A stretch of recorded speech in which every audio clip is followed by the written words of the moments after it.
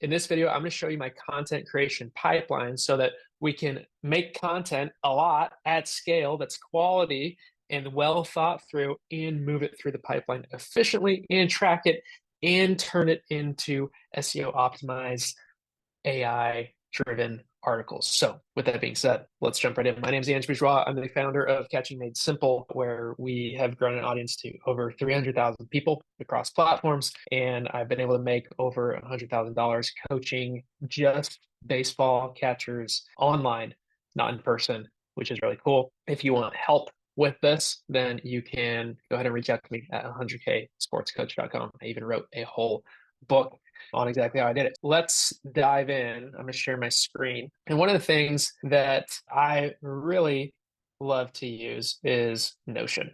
Recently, fun fact, we switched over to Monday so that with my team, we could assign tasks a little bit easier. But Notion, if you're starting out, and even if you're going at a big scale, is really great. I'm gonna actually start this over so that you can see exactly what I would do. So I'll recreate it. So I'm gonna click page, and in here, you can just type in content home base. And then once you type in here, then you can press / inline database. We can call this content home base. Now, when you click into this, basically what happens is it creates a card. It basically opens up a new card inside. And so I'm going to call this video 1, just so that we can see what's going on here. Video 2, video. Okay, so you can see here's the title. And then I can go ahead and type stuff in here. And then you can see, because I've now typed stuff, this little icon appears showing that there's text inside of it. But I'm actually going to delete this because we want to use a template. And so we can use this short form template. So in here, what we like to have is a text hook. The text hook is what will be on screen. The actual script, which the first line will be a hook. Then we have our CTA, which can be share this video, tag someone, save this video, right? Those are soft CTAs. You can have sign-offs. For me, it's I'm Coach Bougie. I'll catch you later. I'm rooting for you. Another one that I'll say, let's get it. Another one that I'll say, sometimes you can have a hard CTA. I don't like to do this in short form videos as much, but it would be like, for me, download the blocking checklist, take the 7-day stance challenge. These are lead magnets for me that if you go to catchingmadesimple.com/blocking or catchingmadesimple.com/stance, then you can actually go do that. If you wanted to do this, you could potentially run it as an ad to your lead generation page, and then you could have that hard CTA with a call to action to download your lead magnet, and that would just be the link in the video so that someone could sign up from there. If there was a short form video, that would probably be on Instagram and Facebook. Okay, so now that we got that, then I like to do this. I'd like to do a toggle heading. So we can put transcript, and then we can do toggle heading 1 again, and we can do, okay, so you'll see how this will go here in just a second. I might go like this too. Okay, so now I'm going to open that toggle heading up, and I'm going to drag this up onto there. So I could close that, or I'd like to keep that open. So here's where I would write all of my stuff. Okay, so now I'm editing the template. Now I come in here to video 1. I click short form template, and now this is going to pop up. Now this is the baseline for everything that I'm going to do. Take a minute to load, but it's now the baseline for what will pop up. So I may need to click this. So let's say I'm trying to write a script for dropping your pop time. So I could say throw a 2.0 with this one trick. Okay. Then I like to start off with problem-based. Problem-based with you is oftentimes a good way to start the verbal script or the verbal hook. So it could be like you're slowing down your pop time and you didn't even know it because you're not doing this one thing. One of the things that Rack and I have talked about that the best content creators do is they hold the gold. That's what we call it. When we hold the one trick to the very end, right? So let's say the one trick is start turning your body before the ball gets there. So you can see as I'm creating this one simple trick. As I'm doing this, I have the idea here. I'm creating angles and hooks on it at the beginning, but I'm not going to tell them. So another thing that, again, Rack taught me this, hashtag Rack taught me, but it is that to you want to counteract it, right? So like you're doing this, you didn't even know it because you're not doing this one simple trick. And then this is where oftentimes within the framework you say, but it's not what you're thinking, and it's not what you're thinking, number one. And no, it's not even what you're thinking, number two. So here's what it might look like. So you're slowing down your pop time and you didn't even know it because you're not doing this one simple trick. And no, it's not transferring the ball at your midline, rather, even simpler language. That's a little too complicated. No, it's not transferring the ball at the center of your body rather than back by your ear. And no, it's not letting the ball travel rather than reaching forward to get it. And no, it's not even simply throwing harder. If you get this one trick, you might be able to drop your pop time by as much as 0.2 seconds or even more. So what's the one trick? Start turning your body before the ball gets there. So I wrote a very similar script to this, talking about getting your right foot down earlier. And I think that video did pretty well. Might have to go pull it up at the end of this video so you can see it. This one tweak will shave 0.2 seconds off your pop time. So if you're at a 2.4, you can get to a 2.2. And if you're at a 2.2, this can get you to a 2.0. It's so simple, you might not believe me. But it's by far the biggest problem catchers have when they throw. And it's the biggest thing that I struggled with when I caught too. Any guesses what it is? I'll tell you in just a second. But first, let me tell you how to fix it. Start to turn your body as that ball is coming. Because you can't throw until your shoulders turn 90 degrees and your right foot gets down. And the longer it takes to start our throw, the slower our pop time is going to be. So what's the one tweak? Just get your right foot down earlier. I'm Coach Bourgeois.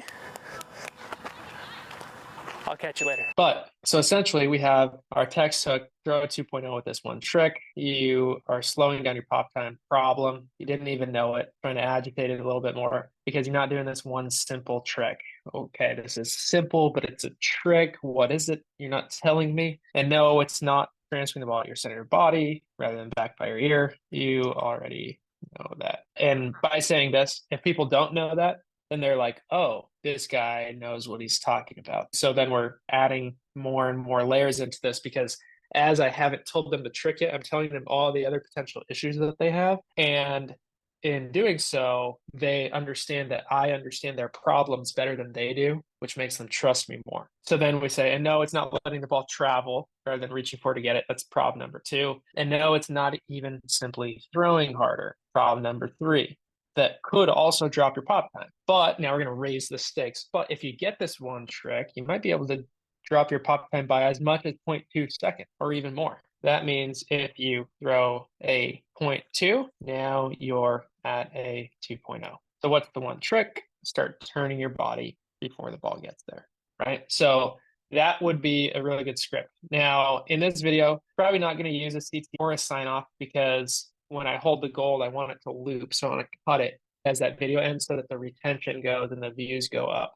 And it ultimately gets shared to more people. I got this. Now, my promise to you was that I would show you how the content system works. Now, I'm going to get there, but I want to show you part of how the content system works, which is coming up with the ideas. Now, I've written a lot of scripts, so I wrote that one pretty quickly, but you can hopefully see a little bit more of the formula. So now we have tags. So this would be different categories. So if I'm a catcher, let's say dances, walking, throwing, receiving, leadership, whatever your different things might be, those are the categories. So this is a throwing video, right? Now, I also want to add in status. Status is going to be one of the most important things to this entire pipeline creation. I like to have idea and then written, ready. And I also like hot idea because my board there's a lot going on right there.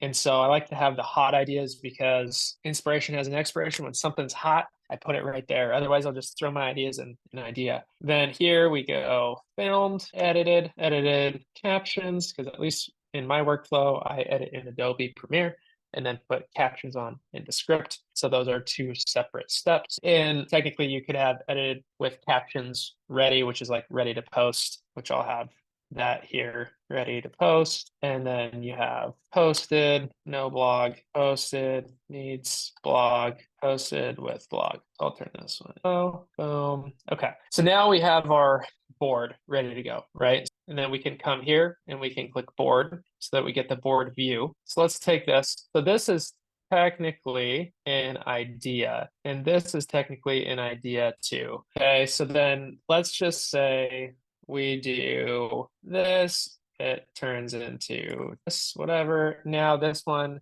is filmed. Now you can see there's different columns of this start to grow. The hidden groups are things that don't have anything in them. So now it's in filmed. So now this one is ready to be edited, right? So the next thing that I like to do, I got this from a guy named Stephen G. Pope. You should go look him up. He's great when it comes to content automation, but you could do an automated tag. I'm not as big of a fan of that for this because you're going to come up with a lot of ideas. So I would actually do probably a text, I think is the best play. And then you go short form one, right? And so the reason we do this, the reason we add this custom tag in here, and I'm going to name it that custom tag, is because now when we store these video files, if you're not careful, what you're going to run into is that your Google Drive or wherever you store these is going to be an absolute disaster. So you want to have some sort of sorting system. Now, if you sort by tags like this, like throwing, then good luck, because if you title the video, so say this is now what the title is. If you decide to change the text hook or the title or something like that, then now good luck finding that video in your Google Drive. But with Notion, you can search the transcripts, right? And so if I'm like, okay, what did that one say? I can come up here to search, and I can search 2.01 trick, and it will pull up this in the search from all the databases within Notion, and then it will bring me to this. And I'm like, oh, okay, now it's SF1. Now I go to my Google Drive and I search SF1, and then there's the video, both in the raw footage, the edited footage, and the edited with caption footage based off of our editing flow. So everything goes back into the Google Drive, and then we tag file folder based off of where it is within the process. Okay. So from here, we have pipeline stages that we're working through. And you saw me write a script for a video, so you have a decent idea of how to write a script. And then what we're going to do next is we're going to go film it, right? So then when you go film it, then you set your camera up, get your microphone ready to go. Preferably you're changing angles and stuff. And then from there, you take that footage from the SD card on the camera, upload that into your computer, upload that raw footage into SF1 or whatever the tag is. Then we run that through Adobe Premiere Pro, cut it up, add zooms. Lately, we've been trying out captions in there. That seemed to work okay. But for much of what we've done, we've put captions through Descript, which is another software. And then once you do it, run it through Descript, now, if you say exactly the script, which is ideally what you want, because then the script is dialed from the beginning. But if you don't, or you come up with a video on the spot and you just film it, then that's where then you take the transcript that Descript transcribe is for Adobe Premiere, and you put that into Notion here where it says script. You could even, if it's slightly different, you could just go transcript right here. Okay, from there, the other thing that you would want, and I should probably put this, actually, take that back. Transcript is right up here. But another thing that we probably want to add back into the template, which I can show you how to do right here. So when we come right here in a short form template, I want to edit the template. So I go here, I want to go toggle short form caption. So now the cool thing about a platform like Descript is you can have it auto-generate you a caption, a social media caption, based off of what the transcript says. So if you're doing a good job with it, then you can take that transcript. If you're doing a good job of writing the script, it's focused on one idea and it's scripted well, it can use AI to create a really great transcript or a really great caption that you can touch up and make a few changes to. From there, you put the short form caption here. And then if someone else is to go post it, when it moves to ready to be posted, and if you want, we can also do this, which is you can put a date, you can say post date, right? And so then I'm like, okay, I want to post this on Thursday, right? You could do film date too, but I just found the simpler the better. So post date would be great. I think that would be really helpful. this would be as about sophisticated as I would want to get. Again, if you look at mine, it's way, way too long, and I don't touch any of them. I only touch the most important ones, and it's this. And post date is really only if you have someone helping you to actually post, which is I would highly recommend because it's very helpful. But if you are learning to create, you should do the whole thing. You should learn to film, you should learn to edit, you should learn to post because you need to understand how it works so that you can coach someone else. Because if you just delegate to someone and you don't know how it works, good luck coaching them. That would be like me trying to coach a soccer goalie on how to play goalie when I haven't played, right? Like you got to know how it works so that you can coach someone on how to do it better. So all that being said, we now have our new page in Notion, our inline database within there. Within that, we have our tags, our custom tags, our post dates, and our status. We also have another view, which is your board view that shows in a pipeline view visually where videos are at. This is really the foundation of how you need to manage your content in an organized way, or at least it's how I do it. Then when you get an idea, you just come right in here, boom, idea, blocking, boom. Okay, great. Now it's there. Now, if I want to, I can click in and I can write out the whole script. I can click the template. I can write out the whole script. If it's hot in my mind, ready to go, it's being very slow right now. Normally not this slow, but then I can click here and if it's hot, it's ready. Again, inspiration is an expiration. If you got it, get it out of your head. You can always come back and edit it later. But if not, if it's just an idea, just throw it in, okay? So that's the big thing when it comes to creating and organizing a database to track your content. The next thing really, which maybe this is for another video, is so say I have this. Now I'm going to take this and this is the transcript and let's test Notion AI out here. I want to write a blog, write a 1200 word blog, opt for the keyword, optimized for the best keyword around dropping your pop time with or based on the not transcript, the perform video script written about. Okay, let's see. Look at this. This is crazy. Okay, now this is very important. Whenever AI gives you something, what people typically do is they stop. They're like, it's not accurate. It doesn't have any structure. There's no headings. This actually isn't super helpful. And then they say, this is dumb and close it. But instead you need to prompt it again. You say, I like this, but let's change a few things. One, add more structure. There should be headings that help rank or search on the blog. Two, don't refer to the video as much. Instead, focus on teaching as if you are me writing a blog. You're just using the information from the script. Okay, so now, understanding pop time and base. Well, now we have headings.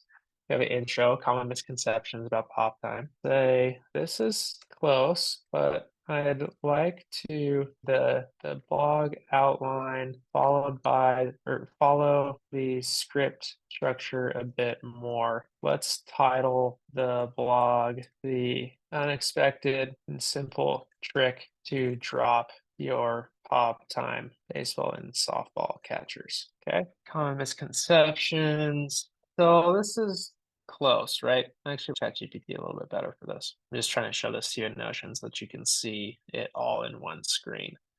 Let's try this one more time. The headers in this blog are not what we call standalone headers, which means someone could look at just the header and know what the section is about. They aren't as specific as we need them to be. And I'd like them to mirror the structure of the script a bit more. Try again. Now, if we don't get it here, it can be tough, right? And this isn't the best article. This really isn't the best article. I'm going to accept it, but probably wouldn't publish this. But you'd probably want to take the transcript, put it in a ChatGPT, and try it again. Notion AI can be good. I find that ChatGPT is a little bit better if you can prompt it correctly. You can also give ChatGPT more examples of what a good article looks like, which helps to then have it create this structure. So not as big of a fan on this one. So I probably wouldn't post this. But then regardless, you can eventually, when you get the blog to work, you can take that blog, you can post that on your website, and you can start to get search traffic. And so if you go Google catcher's stance, you will likely, unless something has changed, find the article that I wrote. Now I hand wrote that one. I didn't use AI to help me on that one, but yeah, you'll probably find my article. And that is probably the biggest traffic driver to my site. But really the big traffic drivers are YouTube, in my opinion, and Instagram too. So that's a kind of high level picture of how you can create a content database to track your content, run it through a system, have a templated standard operating procedure system that would allow someone to come in and help you edit, help you put captions, help you post, help you turn the videos into SEO optimized articles, which, by the way, in order for that to happen, you have to create and script the video in a way that would mimic the type of information that needs to be on the blog. So a lot of this is like structuring your thinking. I heard a guy, he was talking about writing a book. He said 80% of writing a book is organizing your thoughts. It's getting the outline right. And I think that is very much how content is as well, where so much of it is, did you actually structure things well? And if you didn't, like that, again, that video that we scripted is probably not a video that we would want to turn into a blog, because someone might not be searching for it unless someone is searching for like tricks to drop your pop time, which could be a search, but then we would probably want to have that be the frame. So depending on what type of business you're in, whether you are in a demand generation business where people aren't necessarily searching for it, so you need to create the demand by agitating a problem and helping them understand what your solution is, versus if you're in a demand capture type of business where people are already looking for your thing and you need to match your keywords with what the audience is saying. Those are different types of content, and you want to treat them slightly differently. If you are in a demand generation business, then you want to lead more with the problem. If you're in a demand capture business, then you want to lead more with the question that people are asking. Ultimately, it's about educating people on the problem, on what happens if they don't solve the problem, and why the way that you solve the problem is unique or different or better, and then making it super easy to take the next step. And that next step can be watching more of your content. It can be downloading a lead magnet. It can be booking a sales call. It can be sending you a DM, right? There's a lot of different next steps that you can offer people, and it depends on where they're at in the stage of the buyer's journey. I'm getting into another video right now, but so let me close this up, because this video is on how do we create and structure a content management system so that we can efficiently make content, that we can make it well, have it organized, have a strategy behind it, be able to have someone come in and manage the system and ultimately drive results for your business. It's one thing to have the system. It's another thing to have the right strategy tied to the right offer for your business, tied to the right problems to talk about because of what your offer solves.